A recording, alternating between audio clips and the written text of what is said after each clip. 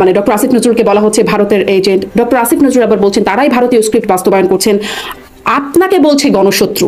কিন্তু তারা যা বলছেন তার যে একটা প্রভাব আছে সেটা আমরা উনি ওনার মতো বলুক, উনি ওনার মতো বলুক, কি আসে যায়? আচ্ছা, গণশত্রু আপনি বলতেই পারেন, সেটা আপনার বিষয়। এটা আগে শুনেছি রাজাকার পাকিস্তানের চর, এখন শুনছি ভারতের দালাল। বাংলাদেশের মানুষ বাংলাদেশি, এটা আসলে এই একটা অন্তর্ভুক্তিমূলক জায়গায় কি আমরা আর যেতেই পারবো না? যদি জুলাই আগস্ট অভ্যুত্থানের সেই 9 দফা দেখি বা তারপরে একদম 1 দফা সরকার পতন, সেখানে আসলে কোথায় ছিল সংস্কার করতে হবে বা সংবিধান পুনর্লেখন করতে হবে বা এই বিষয়গুলো, সেটি আসলে কোথায় ছিল? মানে আপনারা তো একসাথে কাজ করেছেন গণ অভ্যুত্থানের পক্ষে, গণ অভ্যুত্থানের আগে, তারপরে আসলে এই অবস্থায় গিয়ে পৌঁছালো কেন? আমি কার সাথে কাজ করেছি আমি জানি না, আমি জার্নালিজম করেছি। কার সাথে কাজ করার প্রশ্নটা এখানে উঠছে কেন? আমি এএফপি তে ব্যুরো চিফ ছিলাম, আমি জার্নালিজম করেছি।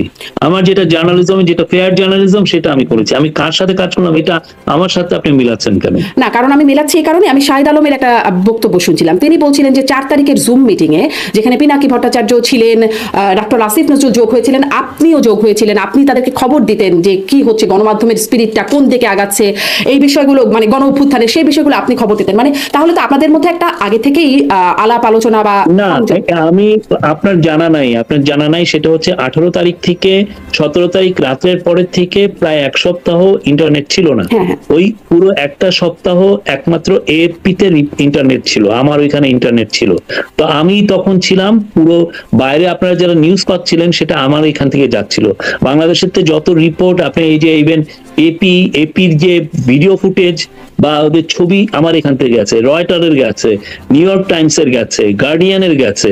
বাংলাদেশের থেকে তখন বাইরে যে নিউজ গিয়েছে, ইএপির গেছে, তো সবগুলো আমার এখান থেকে গিয়েছে। সেই উনি এইটাকে বলেছেন, এই 7টা দিন পুরো এএফপির তরফ এখান থেকে আমাদের ইয়েতে কারো কোথাও অন্যান্য নিউ ইয়র্ক টাইমস বলেন, কারো কোথাও ইন্টারনেট ছিল না, একমাত্র আমাদের ছিল। আমাদের একটা ব্যাক। তাহলে শাহিদ আলম যেটি দাবি করছেন আসলে মানে সেটি একটা সাধারণ কথা বলছেন যে আপনি আপনাদের ওখান থেকে তথ্য যেত বা আপনারা খবর দিতেন, যেটি আপনার আসলে স্বাভাবিক কাজের অংশ, সেটাই আপনি করেছেন। কিন্তু আসলে আমি যে ওনার যে কন্টেন্টটি লক্ষ্য করছিলাম, তিনি সেখানে বলছেন যে ওই জুম মিটিং এ 4 তারিখের জুম মিটিং এ কারা কারা ছিলেন, সেখানে কি বিষয় নিয়ে কথা হলো, একটু সেই বিষয়ে বলছিলেন। তাহলে কি সেই বিষয়টিকে মানে অগ্রাহ্য করাই সমীচীন হবে? মানে সেটি কি আসলে অসত্য? আমি তো অনেকগুলো জুম মিটিং এ ছিলাম ওই সময়, একটা দুইটা না তো, অনেকগুলো মিটিং। কোথায় কি হচ্ছে, কার কে কি ভাবছে, সেটা তো আমার জানার বিষয় আছে। আমি কোনো নিউ ইনফরমেশন পাই কিনা, as a journalist this is my duty. অবশ্যই। না না, আপনি কেন করেছেন সেটি প্রশ্নবিদ্ধ নিশ্চয়ই না, আপনি করতেই পারেন, এটি আপনার সাংবাদিক হিসাবে আপনি সেই কাজটি করতেই পারেন। কিন্তু আমি যেই প্রশ্নটি করছিলাম যে তাহলে তো একটা যোগাযোগের জায়গা ছিল সেখান থেকে আসলে, বা একটা সমন্বয়ের জায়গা ছিল সেখান থেকে এরকম একটা পরিস্থিতি কেন হলো যে গণশত্রু বলা হচ্ছে বা ভারতীয় এজেন্ট বলে ফেলা হচ্ছে, এটা কেন? সেটা উনি ওটা এক্সপ্লেন করতে পারবেন।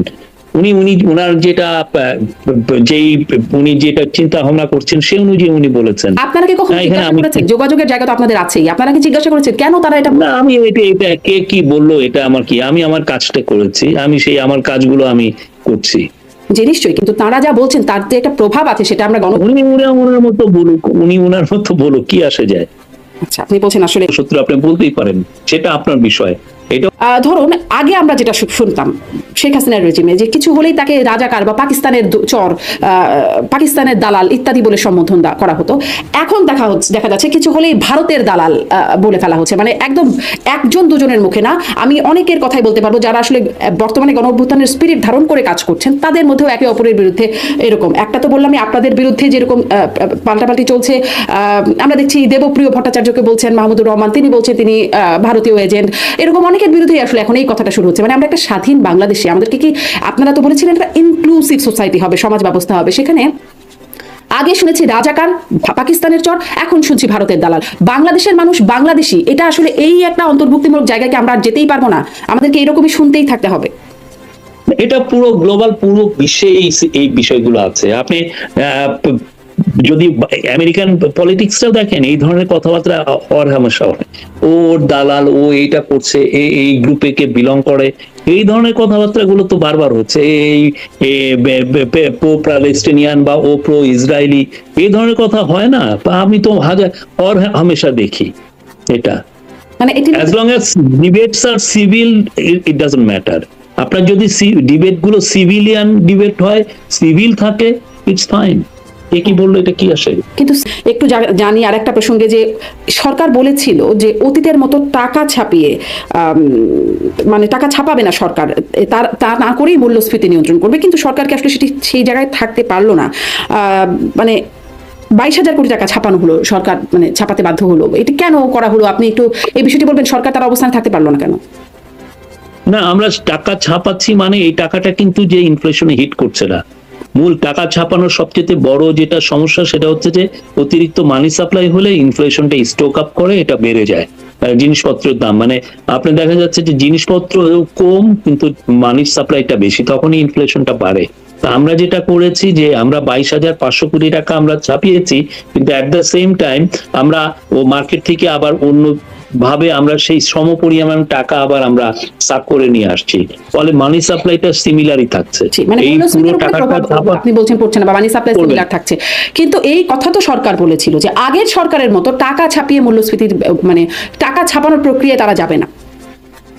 না, আমরা তো বলেছি, এটার একটা ব্যাখ্যা আমরা দিয়েছি। মূল সমস্যাটা তো হচ্ছে যে আগের সরকার যখন 60,000 কোটি টাকা ছাপিয়েছেন, তার মূল উদ্দেশ্যটা ছিল এটাকে এস আলমকে বেইল আউট করা, তাদেরকে এই টাকাটা হাতে তুলে দেওয়া। আমরা তো সেই কাজটা করছি না। আমরা যেটা করছি যে ব্যাংকগুলোকে আমরা মানি সাপ্লাই দিচ্ছি যাতে এইলিং ব্যাংকগুলো ভালো মতো অপারেট করতে পারে। অ্যাট দ্য সেম টাইম আমরা জানি এই মানি সাপ্লাইটা ইনফ্লেশনে হিট করতে পারে, সেই জন্য আমরা অন্য দিক দিকে আমরা মানিটাকে আমরা সাক করে নিয়ে আসছি। এটা তো আমরা এইটা নিয়ে বাংলাদেশ ব্যাংকের গভর্নর খুব ভালো এক্সপ্লেনেশন দিয়েছেন। এটা একটা চৌবাচ্চার সাথে তুলনা করেছেন যে আমি চৌবাচ্চায় নতুন পানি দিচ্ছি ঠিকই, বাবার আরেক দিক দিয়ে পানি আমি টেনে নিয়ে নিচ্ছি, যাতে চৌবাচ্চার যে পানির যে লেয়ারটা ঠিকই থাকছে। তাহলে হয়তো কনফিউশনটা এই কারণেই তৈরি হচ্ছে কিনা, যেহেতু আগে শুরুতে দায়িত্ব নেবার পরে তিনি বলেছিলেন টাকা ছাপিয়ে মূল্যস্ফীতি নিয়ন্ত্রণের চেষ্টা করা হবে না, বা গত সরকার যে পথে হেঁটেছে টাকা ছাপিয়ে। না, এটা আমরা তো বলেছি, এটার পুরো ভালোভাবে ব্যাখ্যা দেওয়া হয়েছে, এটাকে অপব্যাখ্যার কোনো সুযোগই নাই। এটা যদি আপনি বড় কোনো ইকোনমিস্ট আমাদেরকে বলবো যে না আমরা যেটা দিচ্ছি সেই জিনিসটা এক ধরনের অপব্যাখ্যা হচ্ছে, তা কেউ তো কোনো ইকোনমিস্টকে আপনি দেখেছেন এটাকে নিয়ে এক ধরনের? সেটি আমি আসলে লক্ষ্য করিনি। আমি আসলে এই জন্যই প্রশ্ন করছিলাম যে তাহলে ওই বক্তব্য যে আগের যেই বক্তব্য তার সাথে এটি আসলে কনসিস্টেন্ট হয়ে যাচ্ছে কিনা, সেটি আসলে জানতে চাইছিলাম। আপনি বলছিলেন যে টাকা ছাপানো সেটির একটা যৌক্তিক ব্যাখ্যা আপনি আছে বলেই সেটি আপনি বলছিলেন। আমি শুধুমাত্র আগের বক্তব্যটা রেফার করছিলাম। আরেকটা প্রসঙ্গে একটু যাই, আমরা মোটামুটি অনেকগুলো প্রসঙ্গে কথা বলছি, একটু এই প্রসঙ্গে কথা বলতে চাই। ডক্টর ইউনূস তিনি বিশ্বব্যাংকের উপদেষ্টার সাথে বৈঠক করেছেন এবং IMF এবং বিশ্বব্যাংকের উপদেষ্টার সাথে কথা বলেছেন। সেখানে তিনি বলছেন যে নির্বাচনের আগে একটা বড় ধরনের সংস্কারে প্রতিশ্রুতিবদ্ধ, যেটা আসলে আমরা জানি যে এই সরকার সংস্কার করতে চায়। আপনি সরকারের ভেতরে কাজ করছেন, বাহিরে কমিউনিকেট করছেন, অনেক গুরুত্বপূর্ণ দায়িত্ব পালন করছেন। এই বড় সংস্কার করতে আমরা জানি যে আসলে এই সিদ্ধান্তটা দেবেন আসলে প্রধান উপদেষ্টার দপ্তর থেকেই আসবে। বিভিন্ন উপদেষ্টারা, যেমন ডক্টর আসিফ নজরুলের কাছ থেকে শুনেছি, ব্রিগেডিয়ার শাখাওয়াত বলেছেন, ডক্টর ওয়াহিদুদ্দিন মাহমুদ তিনি বলেছেন, সবাই বলছেন আগামী বছরের মধ্যেই নির্বাচন একটা সুযোগ আছে। আপনি কাজ করতে গিয়ে কি মনে হচ্ছে, কাজের গতি দেখে কি বুঝতে পারছেন আসলে বড় রকমের সংস্কারটা কতটা সময় সাপেক্ষ? না, এটা আগে আমি স্পেকুলেট করতে চাই না, কারণ আমরা বড় সংস্কারের যে কাজগুলো সেগুলো প্রাইমারি কাজগুলো এখন হচ্ছে যে আমরা 15টা কমিশন করেছি, তার মধ্যে 6টা হলো অন্যতম।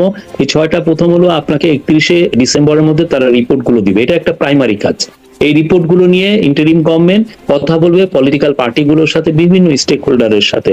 ওইটার পরে এই রিপোর্ট গুলো নিয়ে যে একটা ডিসকাশনের পরে এক ধরনের কনসেনসাস রিচ হবে আমাদের সোসাইটিতে, যে আমরা আসলে কতটুকু রিফর্ম চাচ্ছি বা কত রকমের রিফর্ম আমরা করতে পারবো। সেই রিফর্মটা আমরা ডেলিভার করে তারপরে ইলেকশনটা দিব, সেই ব্যাপারে আমরা বলছি। এবং এই রিফর্মটা আমরা চাচ্ছি যে এটা একটা বড় রকমের রিফর্ম এই জন্য হোক যে আপনারা দেখেছেন যে আমাদের যে ওয়ালগুলোতে আমাদের পুরো ইয়াং স্টুডেন্টরা, ইয়াং পিপলরা, তারা বারবার বলেছেন যে আমরা সংস্কার চাই। বাংলাদেশে এই সংস্কার শব্দটা পুরো ওয়ালে ওয়ালে লেখা। এটা তো আমাদের মেন ম্যান্ডেট, এই গভর্নমেন্টের মেন ম্যান্ডেটটা হচ্ছে তারা সংস্কার করবে, আমরা সেই কাজটা করতে চাই। জি, আসলে এই মেইন ম্যান্ডেট, আপনি ওয়ালের লেখার কথা বলছেন, হ্যাঁ ওয়ালে এরকম অনেক কিছু আছে আসলে লেখা, কিন্তু একদম ডক্টর ইউনূসও বলছেন, আপনি যেটি বলছেন সেটি ডক্টর ইউনূসও বলছেন যে জুলাই আগস্ট মাসের ছাত্র নেতৃত্বাধীন গণ অভ্যুত্থানের মূল বিষয় ছিল সংস্কার, তিনিও এই বিষয়টি বলছেন। কিন্তু একটু এই জায়গাটা স্পষ্ট হতে চাই যে যদি জুলাই আগস্ট অভ্যুত্থানের সেই 9 দফা দেখি বা তারপরে একদম 1 দফা সরকার পতন, সেখানে আসলে কোথায় ছিল সংস্কার করতে হবে বা সংবিধান পুনর্লেখন করতে হবে বা এই বিষয়গুলো, সেটি আসলে কোথায় ছিল? এটা বারবার ওদের কথায় এসছে, স্টুডেন্ট লিডারটা বলেছে, আমাদের ইয়াং যারা পিপলরা বলেছে, প্রত্যেকটা ক্যাম্পাসে এটা বলা হয়েছে। এই গ্রাফিতিটা কারা করলেন? এটা তো একটা যারা সিনিয়র সিটিজেন তারা তো করেন নাই, এই গ্রাফিতিটা ইয়াং ছেলেরা করেছে। আপনি প্রত্যেকটা ইউনিভার্সিটিতে যান, বাংলাদেশের প্রত্যেকটা ক্যাম্পাসে যান, এই পুরো কথাগুলো তো তারা রেখেছে। They took part in the regulation, they wrote down their demand on the walls. তো আমরা তো সেই জিনিসটা তাদের ড্রিমটাকে আমরা পার্সিউ করছি, তাদের ড্রিমটাকে ইমপ্লিমেন্ট করার চেষ্টা করছি। মানে এখানে দেয়ালের গ্রাফিতিটা একটা খুবই উল্লেখযোগ্য বিষয় বলে আপনারা? অবশ্যই এটা একটা বাংলাদেশের হিস্ট্রিতে এটা খুবই উল্লেখযোগ্য একটা বিষয়। আপনার প্রত্যেকটা জায়গায়, প্রত্যেকটা শহরে, প্রত্যেকটা ক্যাম্পাসে দেয়ালে দেয়ালে এটা লেখা। তারা জানাচ্ছে তারা কি চায়। আপনার আন্দোলনের সময় আপনারা এটা শুনেন না, এই পুরোপুরি তারা জানাচ্ছে তারা কি বাংলাদেশটা চায়। জি, আমরা শুনেছি নিশ্চয়ই, এবং তাদের সেই সুনির্দিষ্ট একদম দফা আকারে লেখা। আমি এই জন্যই প্রশ্নটা করছিলাম যে সেখানে তো আসলে এই বিষয়গুলো সেটা তো তখন হাসিনাকে ঘিরে দফা লেখা, কিন্তু তারা হাসিনার যখন আউটস্টার ছিল তারপরে তো তারা জানিয়েছে তারা কি চায়। যখন হাসিনা চলে গেল, হাসিনার যাওয়ার আগ পর্যন্ত তারা যে দফাগুলো দিয়েছে তারা তো সুস্পষ্ট দফা দিয়েছে, এবং সেই অনুযায়ী ওটা যাওয়ার পরে তারা সুস্পষ্ট জানিয়েছে যে তারা এখন কি চায়। তখন যেটা ছিল, হাসিনা যাবার আগে যেটা ছিল সেটা ছিল গণ অভ্যুত্থান, তারপরে তো কয়েকজন ছাত্র নেতা এসে কথা বলছেন, তখন তো গণ অভ্যুত্থান তো একদিনে শেষ হয় না। জি, এখনো কি তাহলে? হ্যাঁ, এটা পোস্ট রেভলিউশন সময় চলছে না, পোস্ট রেভলিউশন সময় তো চলছে। জি, কিন্তু পোস্ট রেভলিউশনের ছাত্ররা কি আসলে পুরো ছাত্র জনতাকে প্রতিনিধিত্ব করছে কিনা সেই প্রশ্নটি ছাত্ররা বলছে, জনপ্রতিনিধিরা বলছে, যারা জনপ্রতিনিধি মধ্যে বলছে, পলিটিশিয়ানরা বলছে, সবাই বলছে, কিছুই আসে যায় না। কিন্তু এই অবস্থাটা কেন এসে দাঁড়ালো? মানে আমরা আগে যখন আমি বলি যদি শেখ হাসিনার রেজিমে আমরা দেখেছি, দেখেন এটা পোস্ট রেভলিউশনে এগুলো সব জায়গায় হয়।